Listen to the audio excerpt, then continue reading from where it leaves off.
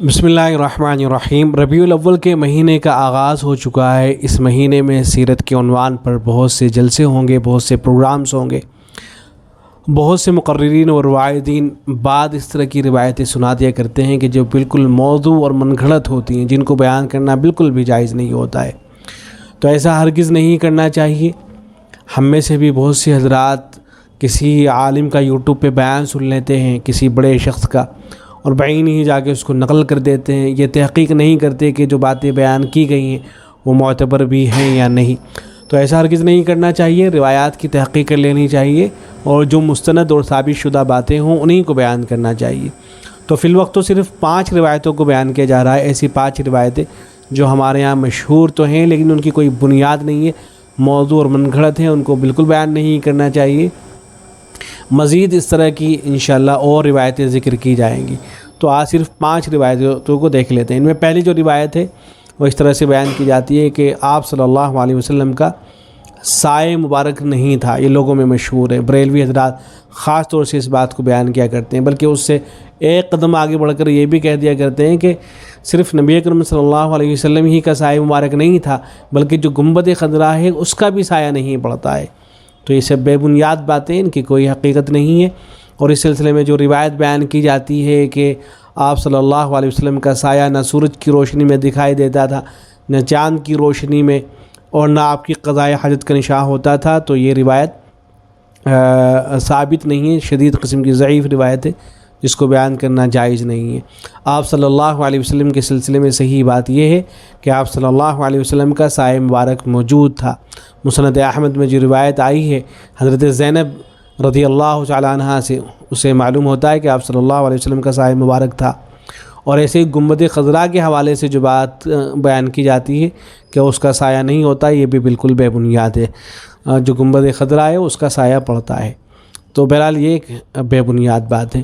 ایسے ہی یہ بات بھی ہمارے ہاں بہت مشہور ہے کہ حدیث کے اندر یہ آیا ہے کہ اول ما خلق اللہ نوری، کہ اللہ تعالیٰ نے سب سے پہلے میرے نور کو پیدا کیا۔ اس کو حدیث کہہ کر بیان کیا جاتا ہے۔ بہت سی سیرت کی کتابوں کے اندر بھی اس روایت کو نقل کر دیا گیا ہے، لیکن اس روایت کے حوالے سے بھی صحیح بات یہ ہے کہ ایک موضوع روایت ہے، اسے نبی اکرم صلی اللہ علیہ وسلم کی طرف منسوب کرنا جائز نہیں ہے۔ دارالعلوم دیوبند کے فتوے میں ہے کہ اگرچہ واعظین مذکورہ الفاظ حدیث کے نام سے نقل کرتے ہیں، مذکورہ الفاظ حدیث کے نام سے نقل کرتے ہیں، اور بعض اصحاب سیرت نے اپنی کتابوں میں نقل کیا ہے، مگر محدثین کی تحقیق کے مطابق یہ روایت موضوع ہے۔ اور پھر آگے لکھا ہے کہ شیخ یونس صاحب، شیخ الحدیث مدرسہ مظاہر العلوم سہارنپور نے رحمہ اللہ، انہوں نے اپنی کتاب الیواقیت میں اس کے موضوع ہونے کا خیال ظاہر کیا ہے۔ ایسے ہی ایک قصہ ہمارے یہاں بہت مشہور ہے کہ حضرت عائشہ رضی اللہ تعالیٰ عنہ، ان کی سوئی گم ہو گئی تھی، تو وہ اس کو تلاش کرنے لگی۔ رات کا وقت تھا، سوئی ان کو نہ مل سکی۔ اسی دوران نبی اکرم صلی اللہ علیہ وسلم تشریف لائے، تو آپ صلی اللہ علیہ وسلم کے چہرے مبارک سے جو روشنی نکلی وہ اتنی زیادہ تھی کہ سارا کمرہ روشن ہو گیا، اور اس کی روشنی میں وہ سوئی نظر آنے لگی۔ تو یہ قصہ بیان کیا جاتا ہے، لیکن یہ قصہ موضوع اور من گھڑت ہے، اس کو بیان نہیں کرنا چاہیے۔ چوتھی حدیث اس طرح سے بیان کی جاتی ہے کہ جب آپ صلی اللہ علیہ وسلم معراج پر تشریف لے گئے اور آپ عرش معلیٰ پر پہنچے، اور آپ نے ادباً اپنے جوتے اتارنے چاہے، اور اس لیے بھی کہ اللہ نے حضرت موسیٰ علیہ السلام سے فرمایا تھا کہ فخلانا علیک انک بالوادی المقدس طویٰ، تو اللہ تبارک و تعالیٰ کی طرف سے یہ جواب آیا کہ یا محمد لا تخلانا علیک، کہ محمد صلی اللہ علیہ وسلم آپ اپنے جوتوں کو مت اتاریے۔ تو اس کو بھی بہت اہتمام سے بڑا چڑھا کے اس کو بھی بیان کیا جاتا ہے، لیکن یہ بھی در حقیقت موضوع ہے، من گھڑت ہے، اس کو بیان نہیں کرنا چاہیے۔